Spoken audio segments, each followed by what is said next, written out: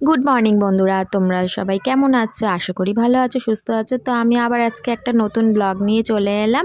তোমাদের কেমন লাগে ভিডিওটা আমাকে জানাবে।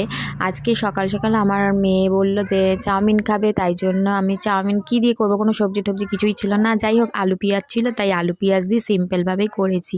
তোমরা এরকম আলু পেঁয়াজ দিয়ে চাউমিন কে কে ভালোবাসো আমাকে একটু কমেন্টে জানিও। আর আমি ভাবলাম যে চাউমিনটা তোমাদের সাথে শেয়ার করব ভেবে ব্যাস কারেন্ট চলে গেল।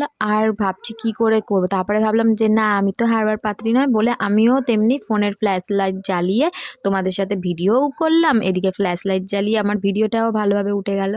তো যাই হোক, ভিডিওটা তোমাদের কেমন লেগেছে আমাকে অবশ্যই কমেন্টে জানিও।